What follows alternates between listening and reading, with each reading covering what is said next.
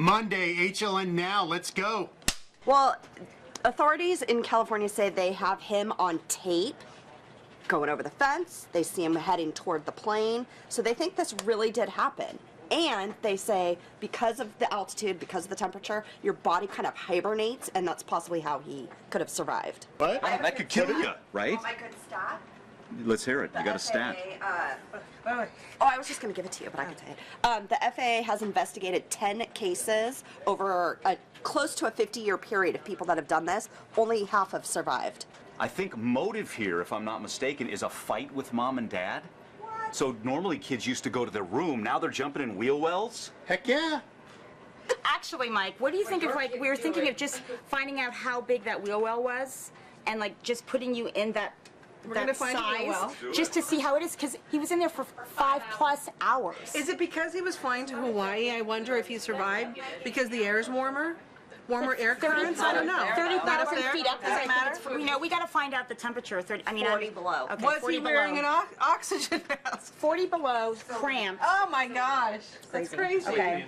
All right, Chris Brown set to be in court today, and the stakes are high. On the headline says misdemeanor assault, but if Mike, this is huge because as soon as they announce, this is the fight that was with his bodyguard. They're going to announce his bodyguard's verdict today, and then his trial starts immediately. And California is watching this carefully because it's going to affect what his future is there with his probation. So this is big. This is really big for Chris. And the probation you're talking about goes back to the beatdown against Rihanna, that trial? But they're saying that Chris Brown's bodyguard is expected to take the stand and say that he's the one that actually punched the guy, not Chris. So that could be a deal breaker in the verdict on Chris's trial. But the guy himself testified, and he even ranked the punches.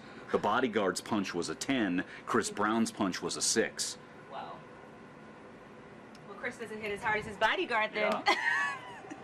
It's interesting to see the details of the alleged details, anyway, of the alleged victim. Says that his girlfriend testified, I guess, and said that, and this is for our knowledge, or the camera's knowledge, that they were taking shots, and then the Parker Adams, the victim here, wanted to get in on the picture, and Brown's like, I don't go for this gay blank, and then Brown went after him.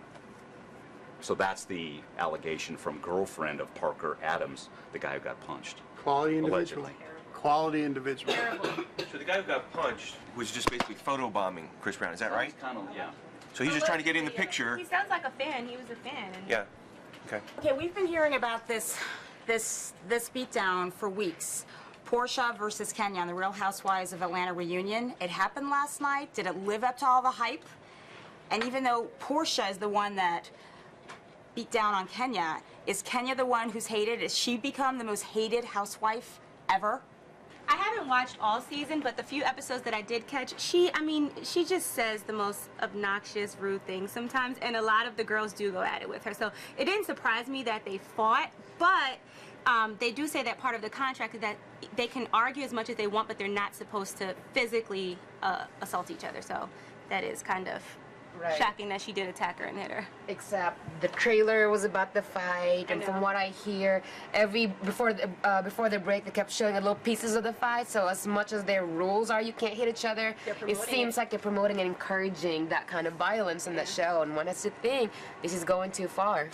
You know, it's hard to say that anyone deserves to get their ass kicked, but it's hard not to say Kenya didn't deserve it. Well, I think they've said every single Atlanta housewife has said that they'll quit if they kick out Portia. So that says a lot about Kenya. Although, even though everyone hates her, people watch. You gotta have a villain. Yeah. And we are halfway into our 8-week challenge with Mark McDonald. Mike did a few diaries that I peeked at this weekend.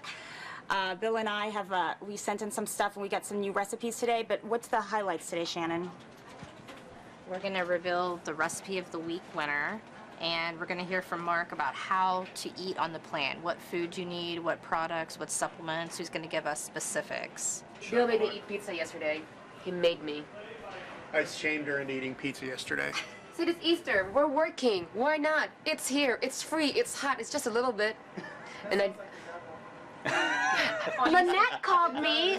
Lynette called me while I was on the treadmill, and she said, Hannah, I can't stop working out. And I was so proud. I had mama tears of joy. HLN Now, let's go.